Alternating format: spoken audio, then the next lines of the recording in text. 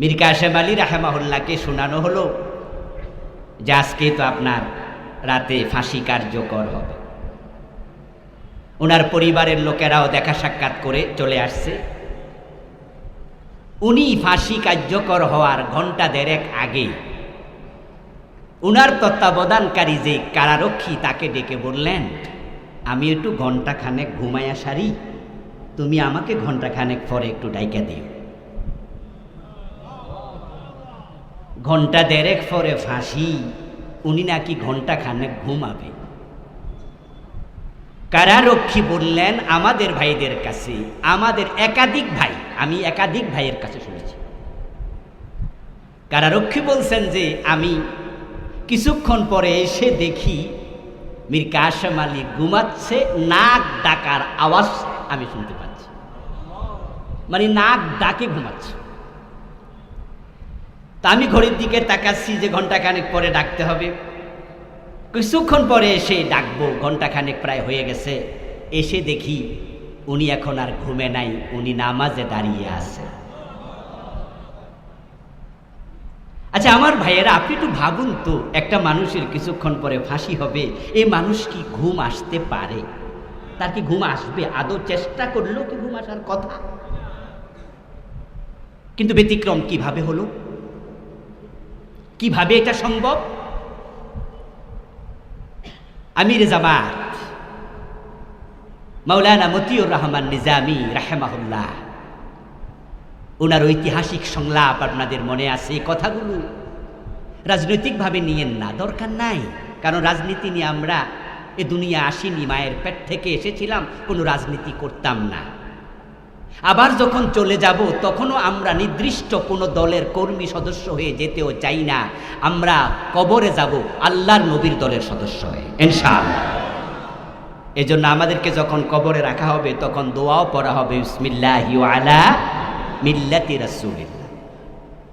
কিন্তু কথাগুলো রাজনৈতিক ব্যক্তিত্বদের, তাই বলে আপনি মনে করবেন না উনি মনে রাজনীতি শুরু করছেন। না, আমি জাস্ট কিছু লোকের উদাহরণ দিলে বুঝতে সুবিধা হয়। Example is the better then advice. কখনো কখনো উপদেশের চেয়ে দৃষ্টান্ত বেশি কার্যকরী হয়। আল্লাহর নাম বলতে গিয়ে আপনারা আসতে বলেছিলেন, তাই সেখান থেকে আমি এদিকে ঢুকলাম, ঠিক আছে না? মনে আছে না যে আল্লাহর স্মরণে প্রশান্তি আছে?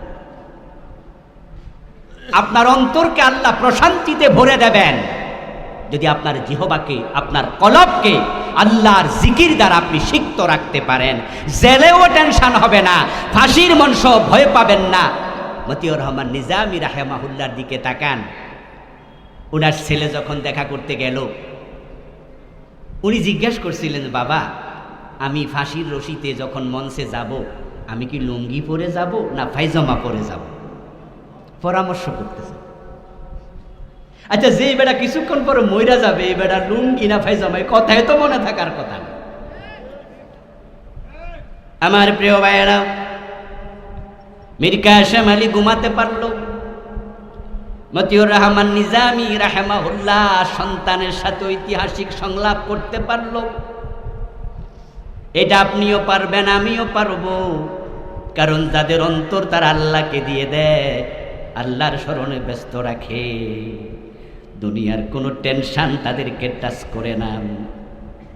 আমার আল্লাহ নিজে বললেন, আলা বিযিকিরিল্লাহি তাতমাইন্নুল কুলুব, আল্লাহর জিকিরের মাঝে, স্মরণের মাঝে আমি আল্লাহ অন্তরের প্রশান্তি ঢেলে দিয়েছি। আচ্ছা, যাদের ফাঁসি হবে, মৃত্যু হবে, মৃত্যুর পরে তারা কার কাছে যাবে? মাশাআল্লাহ, জবাব দিন, কার কাছে?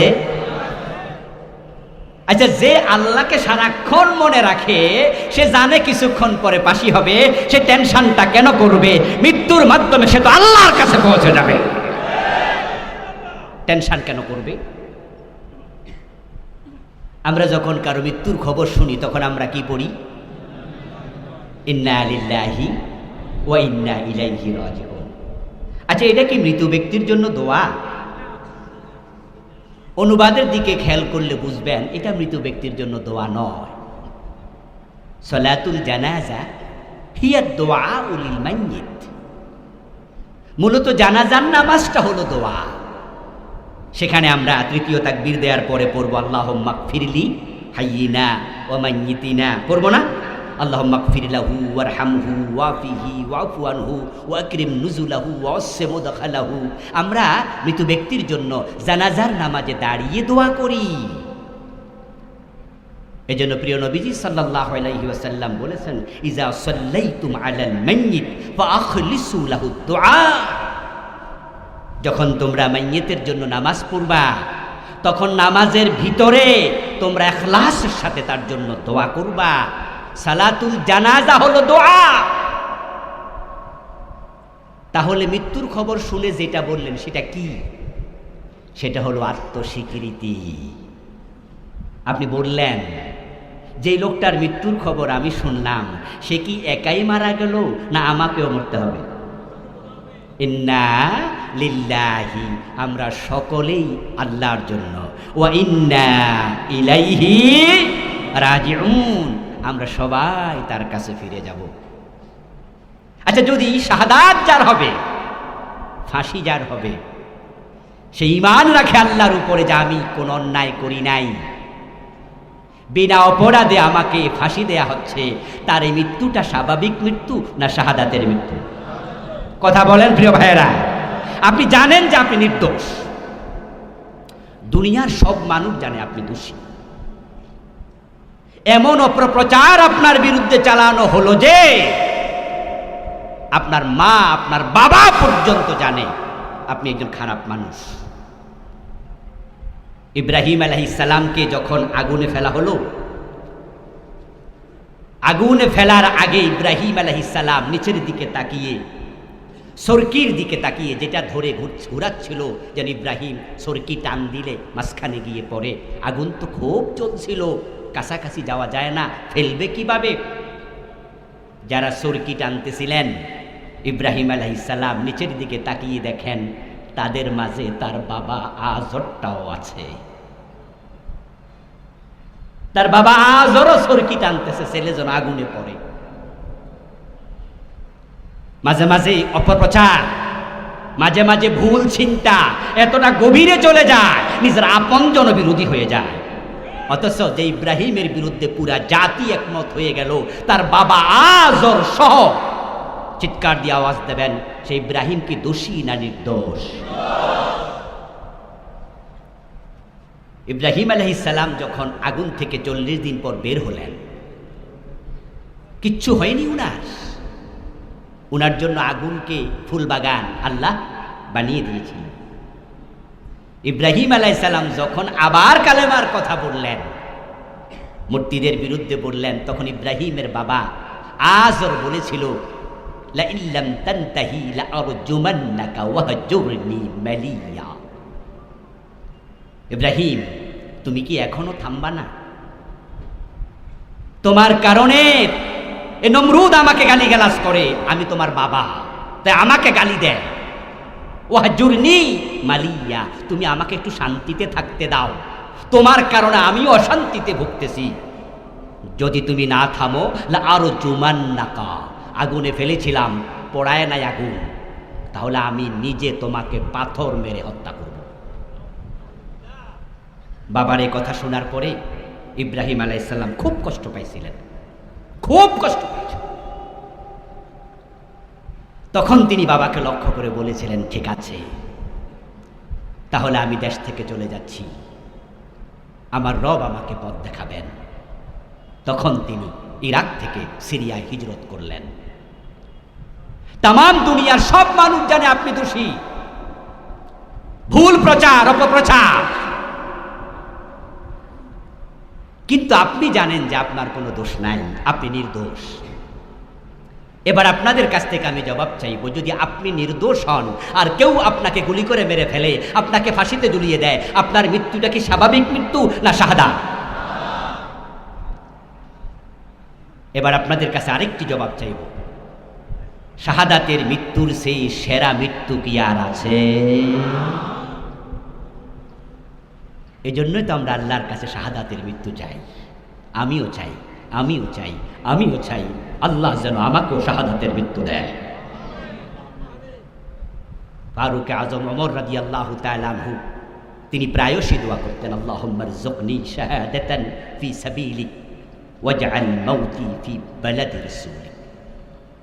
হে আল্লাহ, তোমার পথে আমি ওমরকে শহীদ হিসাবে কবুল করো, আমার মৃত্যুটা তোমার রাসূলের শহরে নির্ধারিত করো। ফারুক আজম ওমর রাদিয়াল্লাহু তাআলা আনহু এই দুটি দোয়া আল্লাহ একসাথে কবুল করেছেন। আল্লাহ ওনাকে শাহাদাত দিয়েছেন, রাসূলের মসজিদে নববীতেই তিনি শহীদ হয়েছেন। সুবহানাল্লাহ, মদিনায় তিনি শাহাদাত বরণ করেছেন। এবার শহীদ মীর কাসেম আলীর দিকে আবার যাচ্ছি, যেখান থেকে আমি আসছিলাম সেখানে গিয়ে আমরা আগের জায়গায় ফিরে চলে যাব ইনশাআল্লাহ। মীর কাসেম আলী রাহিমাহুল্লাহ, উনার বিরুদ্ধে যখন মামলাগুলোর কথা চলছিল তখন তিনি সৌদি আরবে ছিলেন। এইবারের রমাদানে সৌদি আরবের কয়েকজন ভাই আমার সাথে কথা বলছিলেন, ওখানেই মক্কায় অথবা মদিনাতে। প্রসঙ্গক্রমে বললেন যে মীর কাসেম আলীকে আমরা বলেছিলাম যে আপনি দেশে যাইয়েন না, কয়েকজন অ্যারেস্ট হয়ে গেছে, বাকিদেরকে অ্যারেস্ট করবে, অবস্থা ভালো না, আপনি দেশে যাইয়েন না। উনি তখন জবাব দিয়েছিলেন, আমি দোষ করিনি, যদি পালিয়ে থাকি তাহলে কেউ ভুল বুঝা আমাকে দোষী মনে করতে। যেই লোক নিজেকে নির্দোষ দাবি করতে পারে, জানে তাকে যে কারণে ফাঁসি আজকে রাতে দেয়া হবে ওই কারণগুলোর সাথে তার ন্যূনতম সম্পর্ক নাই। তিনি জানেন যে আমার এই মৃত্যু সাধারণ মৃত্যু না, আমি আল্লাহর সাথে মোলাকাত করব, এটাই শাহাদাতের মৃত্যু হবে। তাহলে তার অন্তরে টেনশন আসবে কেন? তার প্রশান্তির ঘুম তো হতেই পারে।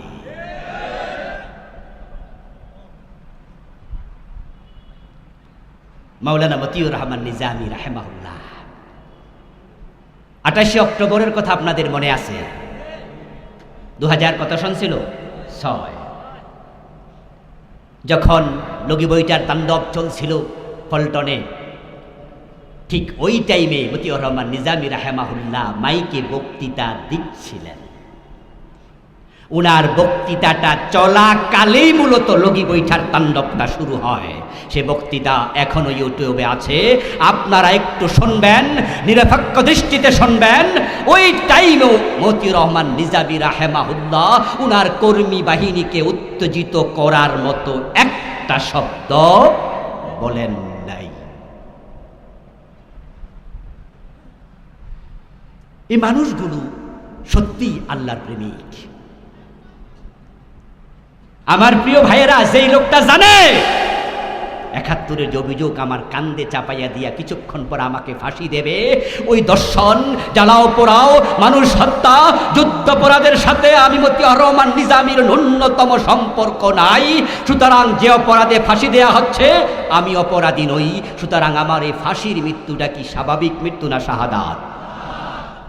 তুমি তার ছেলের সাথে বলবে যে কি কাপড় পরবো, গল্প করবে, টেনশন নাই। ইভেন উনি তার ছেলেকে বলেছিলেন, আমার মৃত্যুর পরে তোমরা কারা কারা যাবে পাবনায়, তবে তোমার মাকে নিও না সাথে, কারণ বুড়া মানুষ কষ্ট পাবে, তুমি যাইও, তুমি আমার নামাজের ইমামতি করো। মনে হয় যেন বেড়াতে যাচ্ছে, গল্প চলছে, কোনো টেনশন নাই। আলা বিযিকরিল্লাহি তাতমাইন্নুল কুলুব। আমার প্রিয় মায়েরা, বলছিলাম ইয়া আইয়ুহাল্লাযীনা আমানু দুখুলু ফিস-সিলমি কাফফা, ও ঈমানদারেরা তোমরা ইসলামে পরিপূর্ণ প্রবেশ করো। আমাদের মূল আলোচনায় আবার ফিরে আসলাম। এবার একটু চিৎকার দিয়ে জবাব দেন, ইসলামে পূর্ণাঙ্গ রূপে প্রবেশ করার জন্য অর্ডার করলেন কে? আল্লাহ। আল্লাহ যখন বললেন কুতিবা আলাইকুমুস সিয়াম, তোমাদের উপর রোজা ফরজ করা হয়েছে, রোজা রাখার জন্য আল্লাহ অর্ডার দেওয়ার পরে রোজা রাখা নফল না ফরজ? আল্লাহ যখন বললেন আকিমুস সালাহ, তখন নামাজ দিনে 5 বার কায়েম করা নফল না ফরজ? আল্লাহ যখন বললেন সামর্থ্য যার আছে, ওয়ালিল্লাহি আলান নাস হিজ্জুল বাইত মান ইসতাতা ইলাইহি সাবিলা, সামর্থ্য থাকলে জীবনে একবার হজ করো, সামর্থ্যবানের জন্য হজ করা নফল না ফরজ? তো আল্লাহ অর্ডার দিলে কাজ করাটা কি হয়? তাহলে ইসলামে পরিপূর্ণ প্রবেশ করো, এখন আমরা যারা মুমিন, ইসলামে পরিপূর্ণ প্রবেশ করা নফল না ফরজ? এ বিষয়ে কারো দ্বিমত আছে? দ্বিমত আছে? ইসলামে পরিপূর্ণ প্রবেশ করা অর্ডার কার? এই অর্ডার মানা নফল না ফরজ? এবার বলুন তো, যে ইসলামে নামাজ আছে সেই ইসলামে চোর ধরে হাত কাটো, এই অর্ডার আছে না নাই? 53 বছরের বাংলাদেশে এই অর্ডার পালন করছেন কয়দিন? যে ইসলামে রোজার কথা আছে, জেনা করলে অবিবাহিত নারী পুরুষকে 100 বেত্রাঘাত করো, বিবাহিত হলে পাথর মারো, এমন অর্ডার ইসলামে আছে না নাই? তো সেই আইন বাংলাদেশের 53 বছরে মানছেন কয়দিন? হজ করার জন্য আওয়ামী লীগ, বিএনপি, জাতীয় পার্টি, জামাত ইসলাম, নেজামে ইসলাম সব দলের লোক মক্কায় যায়। সৌদি আরব বাংলাদেশে কোঠা দেয় 1 লাখ, লাইনে থাকে 1.5 লাখ, বাকি 50,000কে হজ মন্ত্রণালয় বলে এই বছর যাওয়ার সুযোগ আপনার নাই, পরের বছর যাইয়েন।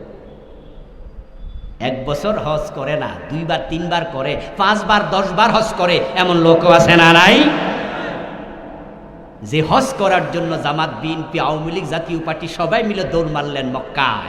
হজ আপনার উপর ফরজ, এটা আল্লাহর বিধান। মদ পান করলে 80 বেত লাগাতে হবে, এই বিধানটা ইসলামে আছে না নাই? 53 বছরে কয়জন মদখোরকে 80 বেত লাগিয়েছেন? তাই ইসলামে আমরা বাংলাদেশের লোকেরা পুরাপুরি ঢুকছি না অর্ধেক?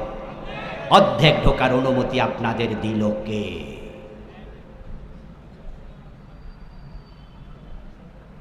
বাংলাদেশ জামাত ইসলামী এই কথাই বলছে চিরদিন, এই প্রতিষ্ঠার পর থেকে 1941 সাল থেকে।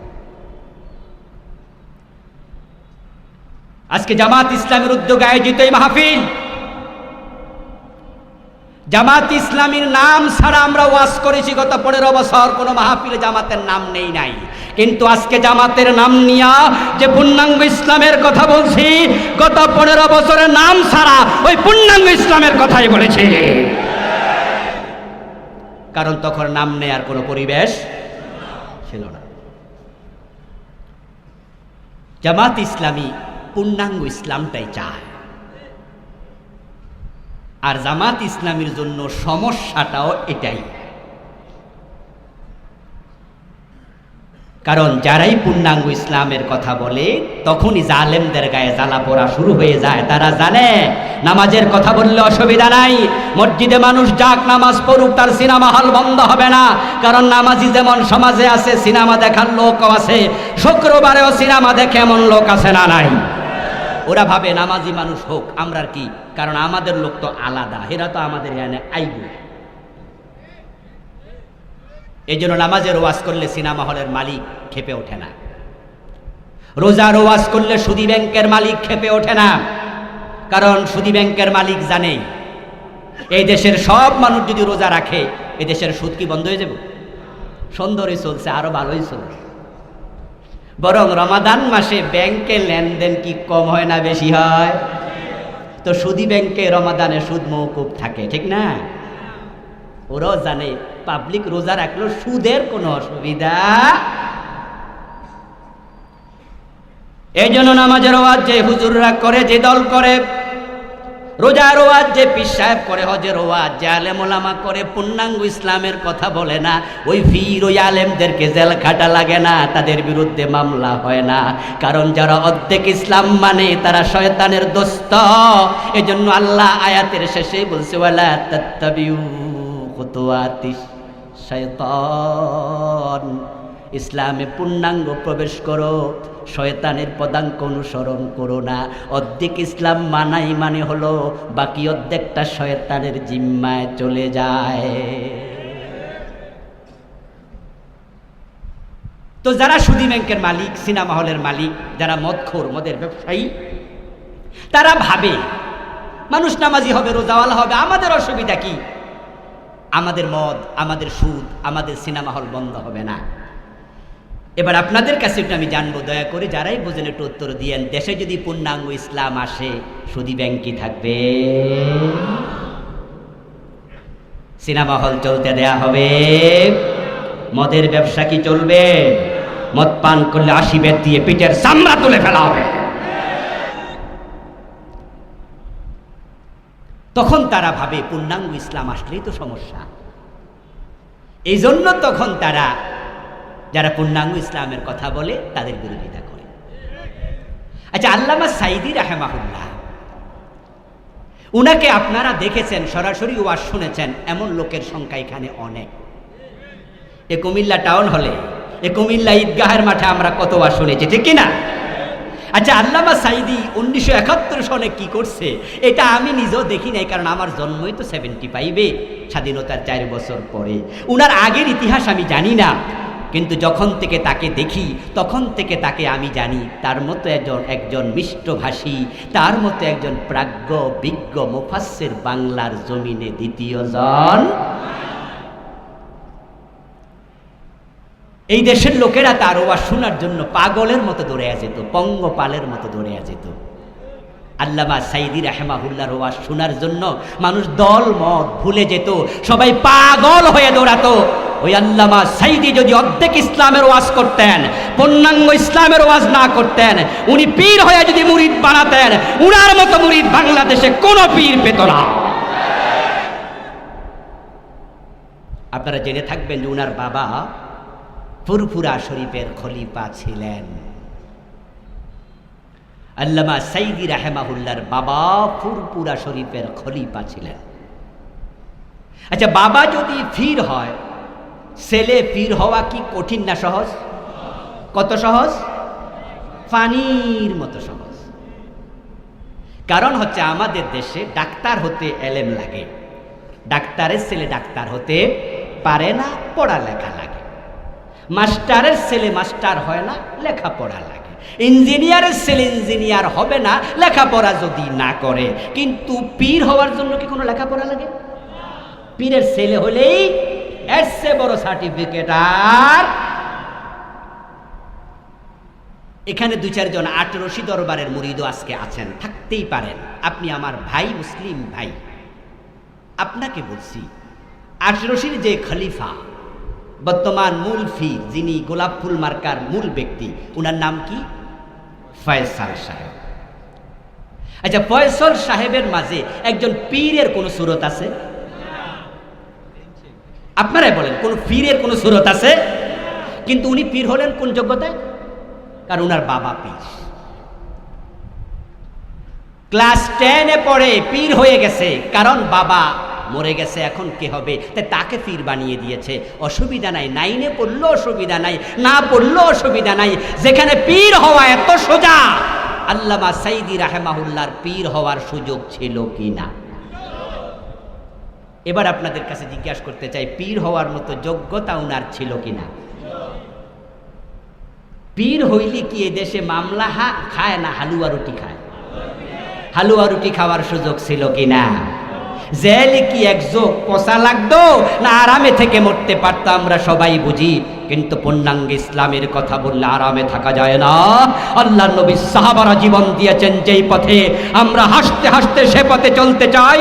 পূর্ণাঙ্গ ইসলাম মানা ফরজ, ফরজের কথা বলে প্রয়োজনে শাহাদাত বরণ করতে চাই। আল্লাহর বক্তব্য, ইসলামে পরিপূর্ণ প্রবেশ করো। ইসলামে পরিপূর্ণ প্রবেশ করার কথা আল্লাহ তাআলা কেন বললেন? এবার কারণ শুনুন। কারণ ইসলামে পরিপূর্ণ যদি প্রবেশ না করেন, যতটুকু করলেন বাকিটুকু আল্লাহর অধীনে আর থাকবে না।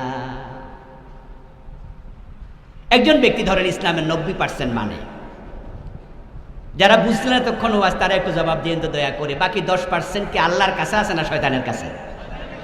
ইয়েস। একজন ব্যক্তি অর্ধেক মানল, নামাজ রোজা হজ যাকাত আলহামদুলিল্লাহ মানে, মসজিদে গেলে আল্লাহ ছাড়া কারো কথা শুনে না। ওই লোকটাই যখন সংসদে এমপি হইয়া ঢোকে, তখন আল্লাহর আইনের পক্ষে একটা কথাও বলে না। এমন এমপি আছে না নাই? বরং 53 বছরও তো এই এমপি সংখ্যাই। মসজিদে যাওয়ার পরে ইমাম মাগরিবের নামাজ 2 রাকাত পড়ে সালাম ফিরিয়ে দিল ভুলে। পিছনে যত মুসল্লি আছে একজনও সালাম ফিরাবে না, বরং লোকমা দেবে। যদি ইমাম সাহেবের ছেলেও মুসল্লি হয়, ছেলে বাবাকেও ছাড় দেবে না, লোকমাটা দেবে। জোহরের নামাজ 4 রাকাত, 2 রাকাত পড়ার পরে আত্তাহিয়াতু পড়া ওয়াজিব, এজন্য বসতে হয়। কুমিল্লা জসকোট মসজিদের ইমাম নামাজ পড়াচ্ছে, পিছনে জজ সাহেব নামাজ পড়তেছে। 2 রাকাত পরে যখন ইমাম দাঁড়ায় যাইতে শুরু করলো, তখন পিছনে সব মুসল্লি লোকমা দিল, জজ সাহেব নিজেও লোকমা দিয়ে দিল। কারণ 2 রাকাত পরে আত্তাহিয়াতু পড়তে হবে, বসতে হবে, এটা ওয়াজিব। হুজুর সংশোধিত হলেন, বসে তিনি আত্তাহিয়াতু পড়ে যথারীতি নামাজ শেষ করলেন। জজ সাহেব এবার চলে গেল, এজলাসে বসে চোরের মামলার রায় দিল। মসজিদে হুজুর যখন ওয়াজিব লঙ্ঘন করছে, জজ সাহেব লোকমা দিয়ে দিল। কিন্তু চোরের মামলার রায় যখন তিনি দেবেন, তখন চোর ধরে হাত কাটার রায় দেয়া জজের জন্য ওয়াজিব না ফরজ? গুরুত্ব কোনটার বেশি? হুজুরের যে ভুল ধরছিল এটার বেশি, না এখন চোর ধরে হাত কাটতে হবে এটার গুরুত্ব বেশি? এখন জজ সাহেব চোর ধরে হাত কাটার রায় জীবনে একদিনও দেয় নাই, এটা যে ফরজ এ নিয়ে তার কোনো চিন্তাও নাই। কারণ এমন জজ, এমন ব্যারিস্টার বাংলাদেশে তৈরি হয়েছে, যারা মানুষের আইনের রায় দিতে দিতে দিতে দিতে আল্লাহর আইনের কথা ভুলে গেছে।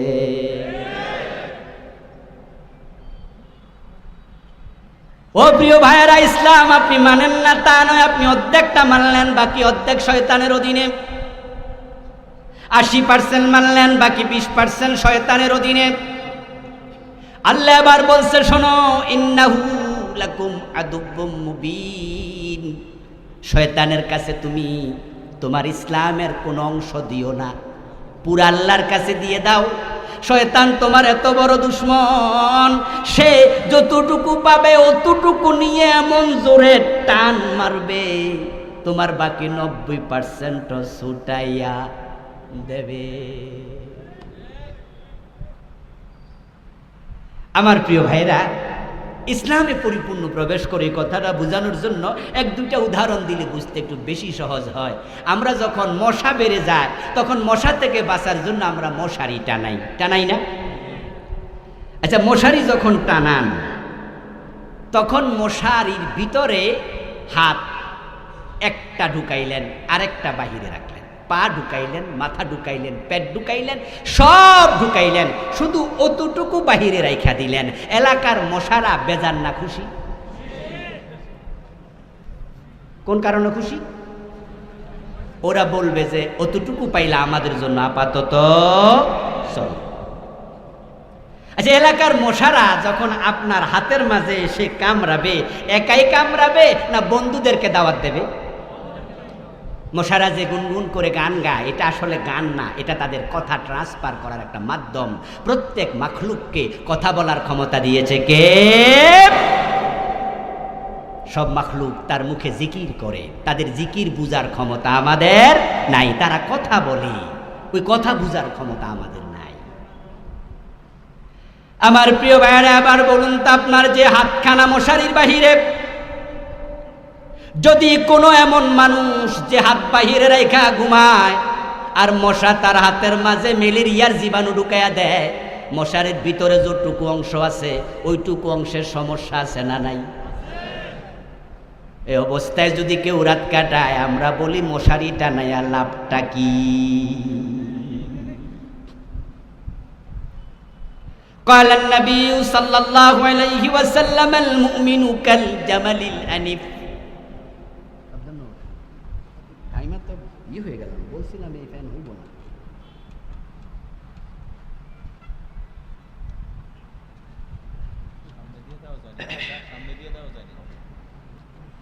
তুমি আইসা আগে বলো না, স্ট্যান্ডের ফ্যান।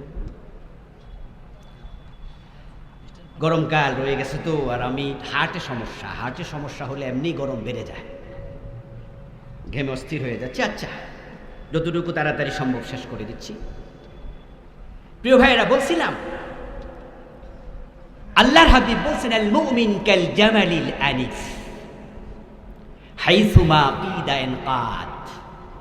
আপনি যখন মুমিন হবেন, মুসলিম হবেন, আল্লাহর জান্নাতে যাওয়ার চিন্তা মাথায় রেখে কালেমা পড়বেন, রাসূলুল্লাহ বলছেন আপনি হওয়া লাগবে সেই ওটের মতো যেই ওটের নাকের ভিতরে মালিক রশি ঢুকাইয়া দিছে। এত চমৎকার উদাহরণ আমি রাসূলের মুখে শুনে বিস্মিত হয়েছি। কি দারুণ করে বুঝান তিনি। আমার প্রিয় ভাইয়েরা, যে ওটের নাকের ভিতরে মালিক রশি ঢুকাইয়া দিছে, ওই ওট কি স্বাধীন না পরাধীন? ওই ওট কি নিজের মন মতো কদম রাখে না মালিকের টান মতো? মালিক রশি টানে যেদিকে, কদম রাখতে বাধ্য সেদিকে। তুমি মুমিন হওয়ার পরে ইসলামের বাহিরে, আল্লাহর কথার বাহিরে একটা কাজ করার অধিকার তোমার। এখন আমাদের দেশের মুসলমানেরা ইসলামকে মানছে না তা নয়, অতটুকু মানে যতটুকু সুবিধা, যতটুকু মানলে কোনো লস নাই। প্রিয় ভাইয়েরা, আপনি যদি তাই মনে করেন তাহলে আপনি কি আত্মসমর্পণকারী না সুবিধাবাদী? ইসলাম হচ্ছে আত্মসমর্পণ করার ধর্ম, যেখানে আল্লাহর কথার বাহিরে চলার কোনো অধিকার নাই। আল্লাহ রহমান নাম, গাফফার নাম আমাদেরকে অনেক সময় ধোকায় ফেলে।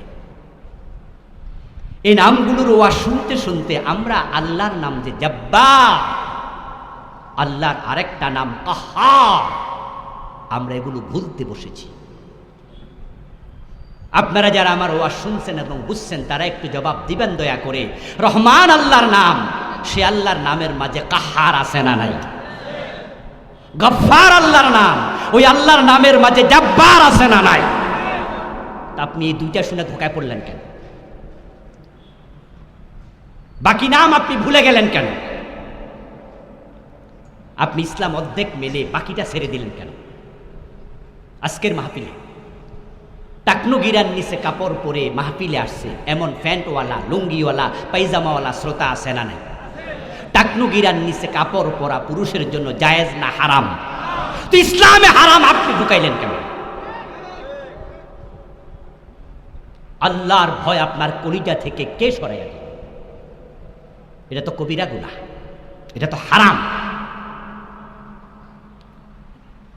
আজকের মাহফিলে আসতে সিগারেট টানতে টানতে আসছে, আবার যাওয়ার সময় সিগারেট টানতে টানতে বাড়িতে যাবে, এমন শ্রোতা আছে না নাই?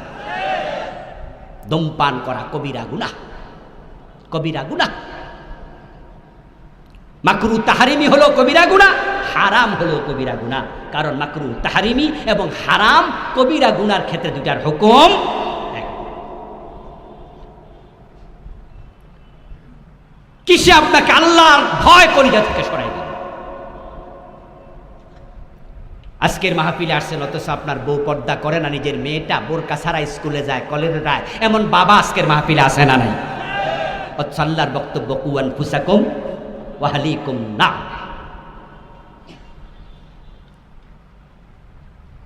প্রিয় ভাইয়েরা, যুদ্ধের মাঠে রাসূলুল্লাহ সাল্লাল্লাহু আলাইহি ওয়াসাল্লাম বসে আছেন তাঁবুতে, যুদ্ধ চলছে। হয়তো প্রিয় নবী ওই মুহূর্তে একটু বিশ্রাম করছিলেন। এই অবস্থায় কেউ একজন আসলেন,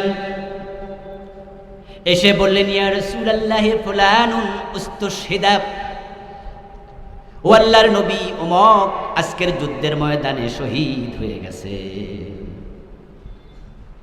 রাসূলুল্লাহর এক ব্যক্তি এক সাহাবীর ব্যাপারে এসে আর এক সাহাবী মেসেজ দিচ্ছে, ফুলানুন উস্তুশহিদা, অমুক যুদ্ধে আজকে শহীদ হয়েছে। আল্লাহর নবী শোনার সাথে সাথে বললেন, কাল্লা রাআইতুহু ফিন্নারি বিআবাতিন কাদ গাল্লাহা, অসম্ভব, তুমি যার নাম শোনালে সে শহীদ হতে পারে না, কারণ আমি নবী মুহাম্মদ তাকে জাহান্নামে দেখে এসেছি। মেরাজের রাতে রাসূল জাহান্নামে পরিদর্শন করছেন, জান্নাত দেখেছেন, এমন ঘটনা কি আপনারা শুনছেন? হ্যাঁ, মেরাজের রাতে প্রিয় নবীজি সাল্লাল্লাহু আলাইহি সাল্লাম নিজের চোখে জান্নাত জাহান্নাম দেখেছেন। রাসূলুল্লাহ বলে, কাদ রাআইতুহু ফিন্নার, তুমি যে লোকের কথা বললা অমুক শহীদ হয়ে গেছে, আমি তাকে জাহান্নামে দেখে এসেছি। শহীদ কি জাহান্নামী হয় না? এবার রাসূল বলছে বিআবা আতিন কাদ গাল্লাহা, সে জাহান্নামী হওয়ার কারণ হচ্ছে অমুক যুদ্ধের গনিমতের মাল থেকে সে একটি চাদর চুরি করেছিল। তাহলে একটা চাদর চুরি করার কারণে ওই লোক হয়তো তাওবা করেনি, আর তাওবা না করার কারণে যুদ্ধের মাঠে মারা গেছে, আল্লাহ তাকে শহীদ হতে দেননি। যুদ্ধের মাঠে মারা যাওয়ার পরেও শাহাদাত নসিব হয়নি, একটা চাদর চুরি করেছে। সহিহ বুখারীতে এসেছে, প্রিয় নবী সাল্লাল্লাহু আলাইহি ওয়াসাল্লাম যাচ্ছিলেন মদিনার কোনো এক কবরস্থানের পাশ দিয়ে।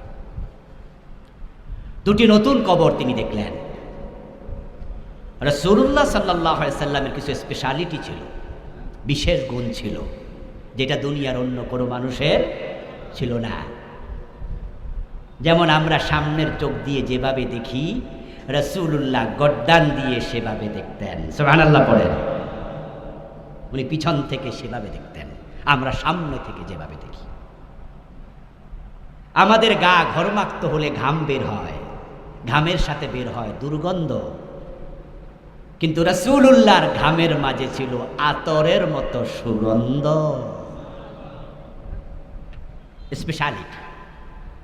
উম্মত যদি বিয়ে করতে চায়, একসাথে 4টার বেশি বিয়ে করতে কোনো মুসলিম পারবে না। প্রিয় নবী বিয়ে করেছেন 11টি, একসাথে জীবিত ছিলেন স্ত্রী 9 জন। এটা রাসূলের স্পেশালিটি। তার মাঝে একটা ছিল, উনি কবরের পাশ দিয়ে হেঁটে গেলে কবরের ভিতরে যারা আছেন তারা কে কেমন আছেন রাসূল উপর থেকে দেখতে পেতেন। মদিনার গোরস্থানের পাশ দিয়ে রাসূল যাচ্ছেন, দুটি নতুন কবর দেখে প্রিয় নবীজি বললেন ইন্নাহুমা লা ইউআযাবান ওয়া মা ইউআযাবান ফি কাবীর। প্রিয় নবীজি বলছেন এই দুইটা কবরের শাস্তি চলছে, এই দুইটা কবরে আযাব চলতেছে। তারপর কিছুক্ষণ পরে তিনি বললেন আম্মা আহাদুহুমা ইয়ামশি বিন নামিমা ওয়া আম্মাল আখারু লা ইস্তাতিরু আন বাউলিহি। প্রিয় নবী আবার বলছে, শোনো আমার সাহাবারা, এই কবরে শাস্তি চলার কারণ হলো এই কবরে যে লোকটা আছে, এই লোকটা একজনের কথা আর একজনের কানে লাগাইয়া পেঁচ লাগাইতো, ছগলখড়ি করত। এমন লোক আমাদের দেশে আছে না নাই? একজনের পেঁচ আরেকজনের কাছে লাগাইয়া দিয়া মুস্কি মুস্কি হাসে, পান খায় আর মনে মনে করে যাক লাগাই দিছি, এবার চলুক। আমার প্রিয় ভাইয়েরা, রাসূলুল্লাহ বলছে লোকটা নামিমা করত, নাম্মাম ছিল। দ্বিতীয় জনের দিকে তাকায় রাসূলুল্লাহ সাল্লাল্লাহু আলাইহি ওয়াসাল্লাম বলছেন, বাকি কবরস্থানে যে আছে গোরস্থা কবরে, তার সমস্যা কি? তার সমস্যা হলো ইস্তাতিরু আন বাউলিহি, সে নিজের প্রস্রাব থেকে ভালো করে পবিত্র হতো না। প্রস্রাব কইরা সাথে সাথে দাঁড়াইয়া যায়, প্রস্রাব কইরা হাইটা যায়, সামনে প্যান্ট একটু ভিজা রইছে প্রস্রাব লাইগা, এমন কিছু হতভাগা আছে না নাই? প্রস্রাব কইরা টিস্যুটা পর্যন্ত নেয় না, কুত্তার মতো খাড়ায় খাড়ায় প্রস্রাব করে না, তারপর একটা লাড়া দিয়া প্যান্টটা সেন্ট করে। প্রিয় নবী বলছে এই লোকটার অভ্যাস ছিল প্রস্রাব থেকে সে সতর্ক থাকতো না। এবার আপনাদের কাছে আমার প্রশ্ন, এই যে 2 কবরস্থানে আযাব চলছিল, তাদের অপরাধ রাসূল কয়টা করে বললেন? জবাব দেন। কয়টা করে? কয়টা করে? তারা একটা করে গুনাহ করছে। এবার আপনি আজকের মাঠে আমরা যারা আছি, আমল নামায় কোনো গুনাহ নাই এমন আমরা কয়জন আছি? আমাদের আমল নামায় গুনাহ কি একটা না বেশি? তাহলে এই জাতীয় চরিত্র নিয়ে আপনি মরবেন কোন সাহসে? এই জন্য ইসলামকে পরিপূর্ণ অনুসরণ করুন। যেখানে ঘাটতি হবে সেখানে তাওবা করতে হবে। তাওবা না করে মরলে একটা কবিরা গুনাহ জাহান্নামে যাওয়ার কারণ হয়ে যেতে পারে। প্রিয় ভাইয়েরা, আরেকটি হাদিস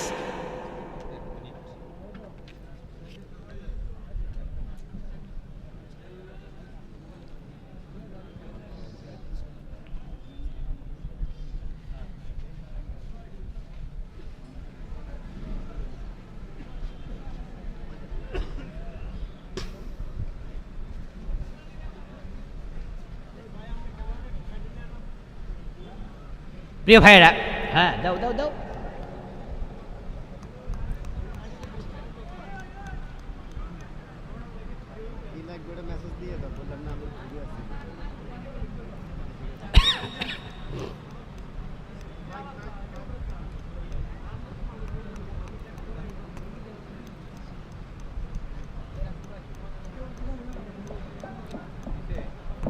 প্রিয় ভাইরা, আমরা আলোচনার শেষ দিকে চলে আসছি, যাওয়া দরকার নেই, আমরা একসাথে দোয়া করে যাব, ঠিক আছে ভাইরা?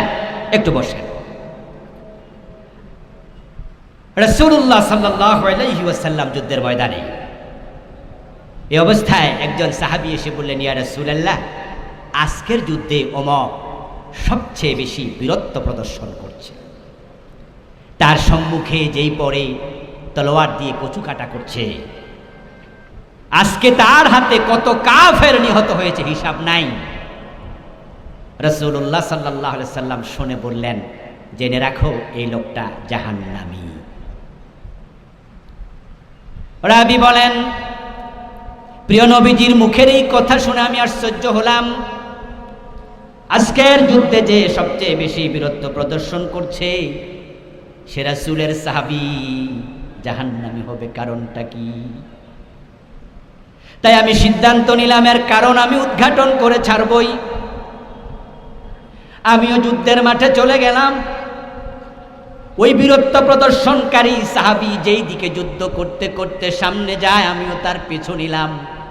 আমি আজকে এটার শেষ পর্যন্ত দেখে নেব কারণটা কি। দেখতে পেলাম এক পর্যায়ে ওই লোকটা যুদ্ধের মাঠে দারুণ আহত হলো। প্রতিপক্ষ তাকেও আঘাত করলো, প্রতিপক্ষের আঘাতে সে আহত হলো।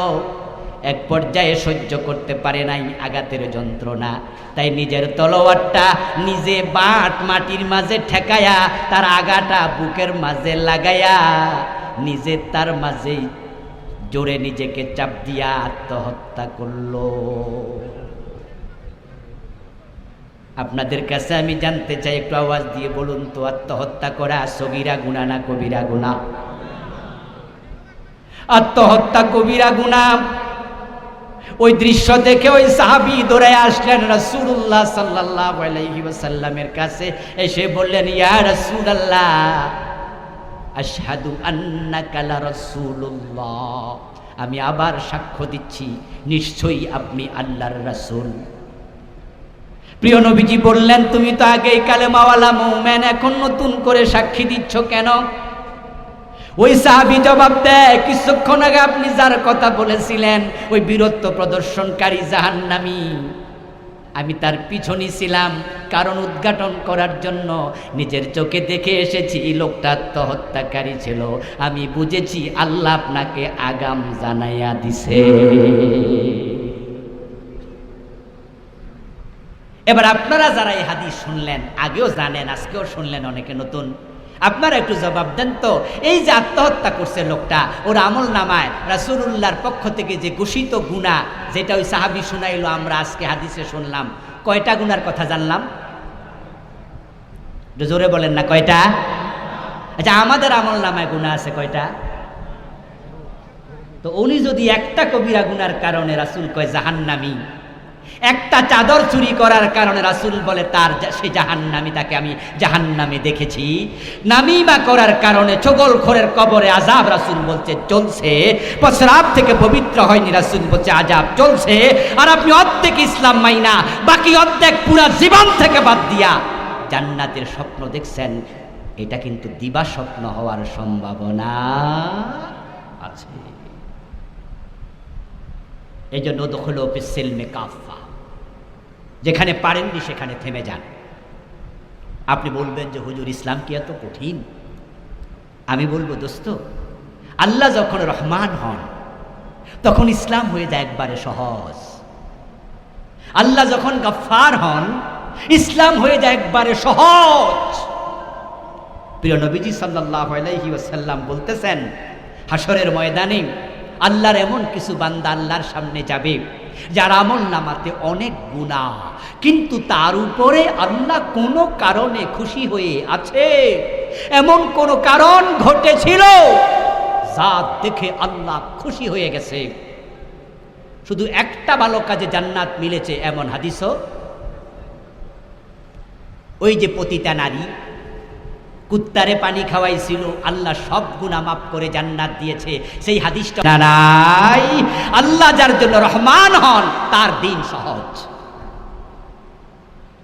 কিন্তু আল্লাহ আপনার জন্য রহমান হবেন না, কাহার হবেন, আপনি তো এটা জানেন না। প্রিয় নবী সাল্লাল্লাহু আলাইহি ওয়াসাল্লাম বলেছেন, আল্লাহ যখন কাহার হবে হাসরের ময়দানে, আল্লাহর দিকে তাকানোর সাহস কোন নবী পর্যন্ত করবে না। সব নবী বলবে, যদি এই সূরতে আমাকে ধরে আমি আদমের উপায় তাই। এই জন্য প্রিয় ভাইয়েরা, আসুন আত্মসমালোচনা করি। قال النبي صلى الله عليه وسلم الكيس من دان نفسه وعمل لما بعد الموت। দুনিয়াতে সে সবচেয়ে চালাক মানুষ যে নিজের দোষ নিজে খোঁজে, আত্মসমালোচনা করে, রাতে ঘুমানোর আগে মাথায় বালিশে মাথায় রেখে তখন আপনি চোখ বন্ধ করে ভাববেন আজকে কয়বার চোখের খেয়ানত করেছেন, আজকে লেনদেনে কাকে ঠকিয়েছেন, ওজনে কম দিলেন কিনা, মালে বেজাল দিলেন কিনা, মিথ্যা কথা বললেন কিনা, গীবত হলো কিনা, চগলখড়ি হলো কিনা, কি কি গুনাহ আজকে করেছি। নিজের দোষ নিজে খুঁজবেন, তাওবা করে তারপরে ঘুমাবেন।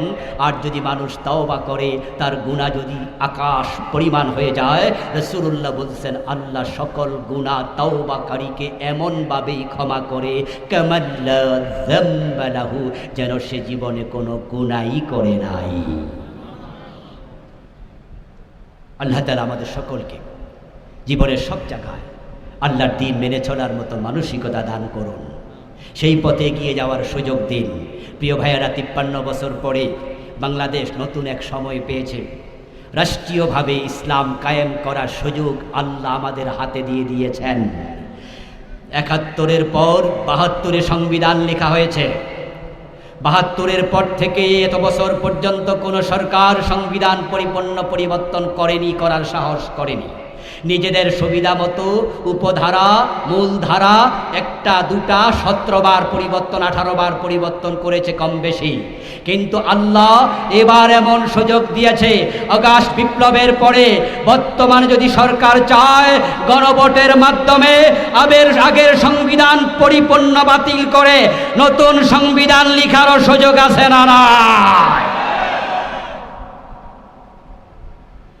এখন প্রধানমন্ত্রী বলতে বাংলাদেশে কেউ নাই, মন্ত্রী পরিষদ বলতে কিচ্ছু নাই, এমপি বলতে 300 আসনে একজন এমপিও নাই, সব আলটামেট স্থগিত, মেয়র নাই, উপজেলার চেয়ারম্যান নাই। তাহলে বোঝা যায় নতুন করে সংবিধান লেখার সুযোগ যেহেতু আছে, আমরা আলেম ওলামারা, ইসলাম প্রিয় তাওহীদি জনতা এক হয়ে যেতে চাই। ধর্মনিরপেক্ষ সংবিধান আমরা আর চাই না। এই সংবিধান বাংলাদেশে শান্তি দিতে পারেনি, আমরা আল্লাহর কোরআনকে সংবিধান হিসাবে দেখতে চাই।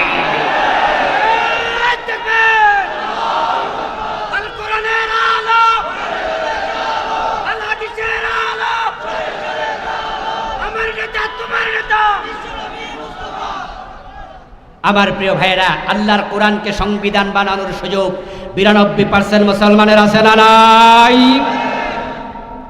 মানুষ যদি জেগে ওঠে তাহলে রেজাল্ট কি হয় এটা আমরা আগস্টের 5 তারিখ দেখেছি।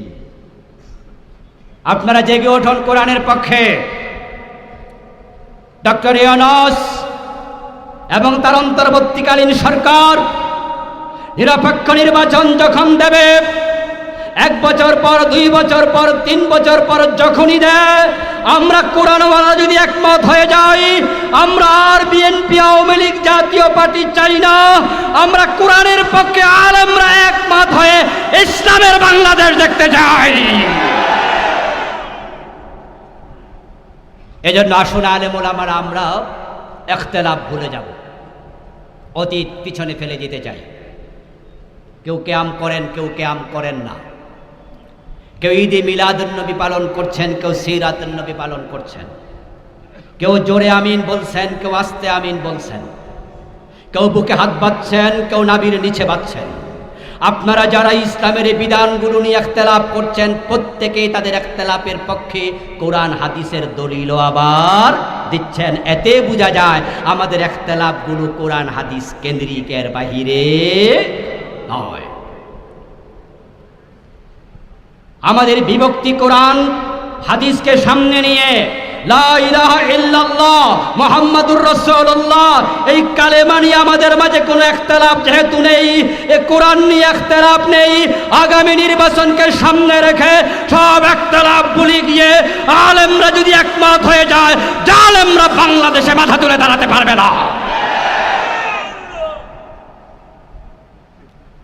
আল্লাহর দেয় সুযোগ যদি এবার আপনারা আলেমরা কাজে না লাগান, ঐক্যবদ্ধ না হন, আদালতে আখিরাতে আপনারা আসামির কাঠগড়ায় দাঁড়ানোর সম্ভাবনা আছে।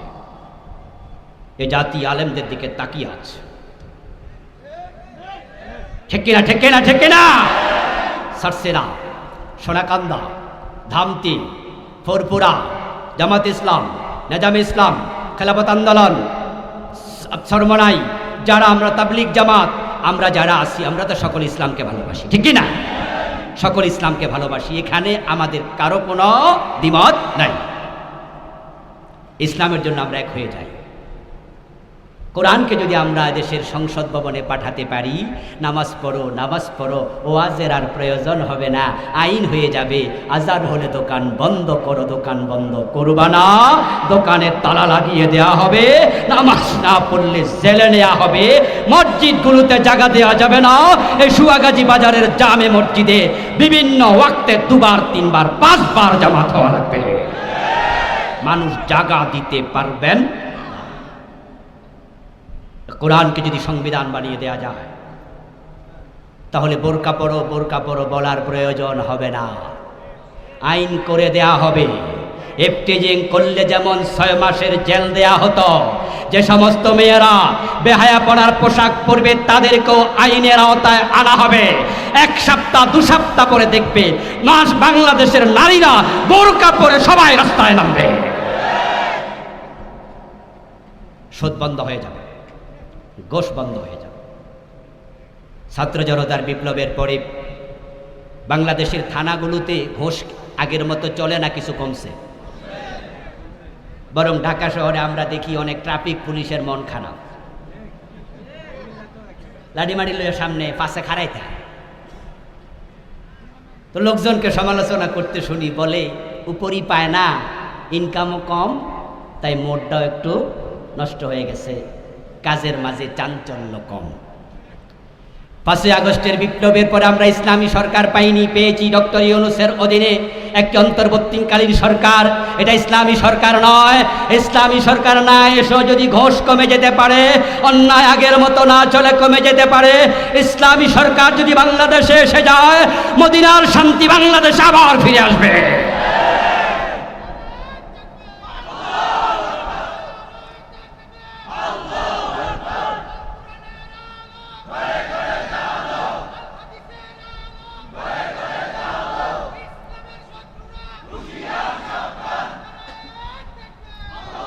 আমার ভাইয়ের, আপনারা যদি 53 বছর ধর্মনিরপেক্ষ সংবিধানের শাসন দেখতে পারেন,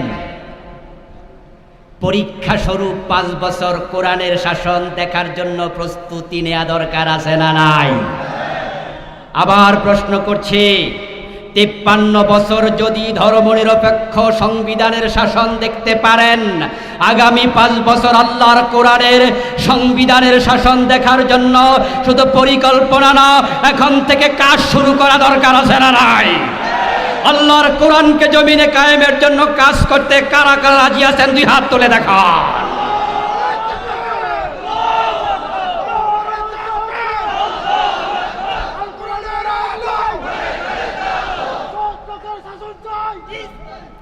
আমার প্রিয় ভাইরা, আল্লাহ আমাদের 2 হাত তুমি কবুল করো। আল্লাহ বাংলার জমিনটাকে কোরআনের জন্য কবুল করো। আমরা পূর্ণাঙ্গ ইসলাম বাংলাদেশে দেখতে চাই, তুমি আমাদের জন্য সেজন্য কবুল করো, বলেন আমিন। হাদা মা ইনদি ওয়াল ইলমু ইনদাল্লাহ, আলাইহি তাওয়াক্কালতু ওয়া ইলাইহি উনীব।